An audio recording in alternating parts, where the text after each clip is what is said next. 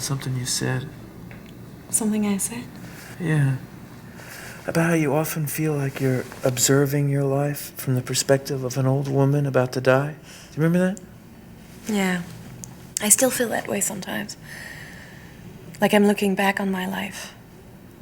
Like my waking life is her memories. Yeah, exactly.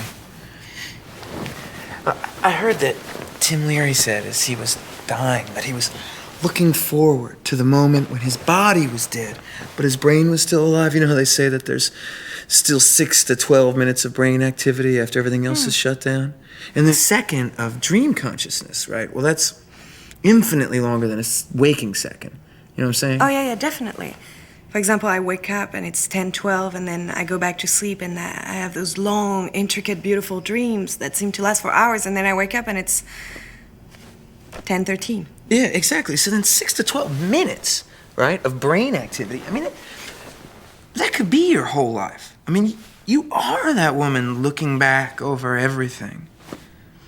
Okay, so what if I am, then? What would you be in all that? Whatever I am right now. I mean, yeah, maybe I only exist in your mind. Still just as real as anything else. Yeah. I've been thinking also about something you said. What's that? Just about reincarnation and where all the new souls come from over time. Everybody always say that they've been the reincarnation of Cleopatra or Alexander the Great. I always want to tell them they were probably some dumb fuck like everybody else. I mean, it's impossible. Think about it. The world population has doubled in the past 40 years, right?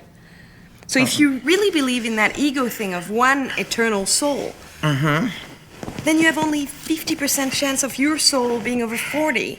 And for it to be over 150 years old, then it's only 1 out of 6.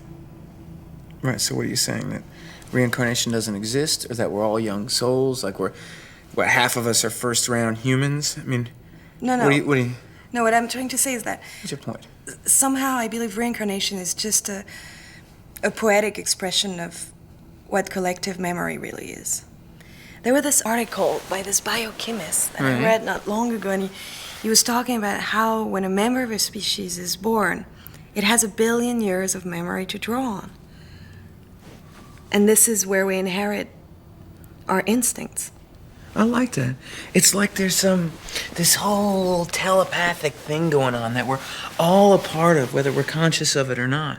I mean, that would explain why there's all these, seemingly spontaneous worldwide innovative leaps in science and the arts, like the same results popping up everywhere, independent of each other. Some guy on a computer, he figures something out, and then almost simultaneously, a bunch of other people all over the world figure out the same thing.